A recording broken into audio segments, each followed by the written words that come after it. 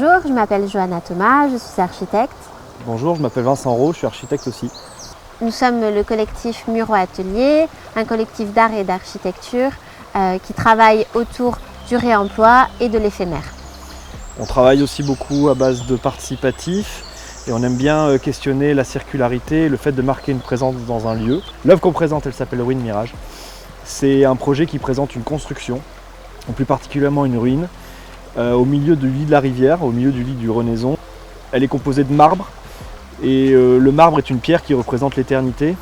Et ça vient mettre en relation des notions de temporalité différentes. En fait, la notion de ruine, si on prend un peu le terme romantique du XVIIe siècle, renvoie forcément à notre rapport à la mort, à notre rapport à la destruction, à notre rapport au temps qui passe. Cette œuvre, elle reste aussi engagée parce qu'elle vient nous parler de montée des eaux, elle vient nous parler de matériaux qui se dégradent.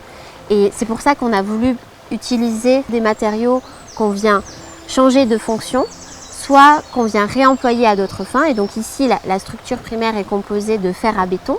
Donc ces fers à béton, on les trouve aujourd'hui dans nos bâtiments beaucoup plus contemporains. Et ils nous posent aussi cette question du devenir de nos habitats. C'est-à-dire qu'on peut s'imaginer déjà ces futures ruines avec ces fers à béton apparents qui sont comme des squelettes de nos sociétés. On ne voulait pas que l'œuvre soit moralisatrice et qu'elle vienne nous parler de quelque chose de presque dramatique, même si en fait ces ruines en marbre dont on a en tête, ces ruines grecques, elles nous parlent de la chute d'une civilisation. En fait, quand on est arrivé visiter lors de la première visite technique, on a visité plusieurs sites et on est tout de suite tombé très amoureux de cette petite île. Et on trouve que d'une certaine manière, ça met un peu le projet sur un piédestal. Et en même temps, ça fait presque un peu comme une parcelle, comme s'il y avait un espèce de petit jardin sur lequel était posée une cabane. Donc c'est vrai que c'est assez intéressant pour nous aussi d'évoquer, toujours comme tu le disais, la question de l'habitat.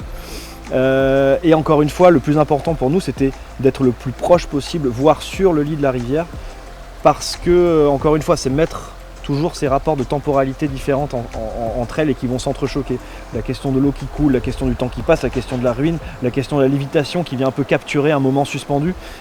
Pour nous, ça nous intéresse. Et du coup, le fait qu'il y ait tout le temps du mouvement, finalement grâce à l'eau, à côté de quelque chose de figé, comme l'installation, ça vient créer quelque chose d'éphémère et d'intéressant.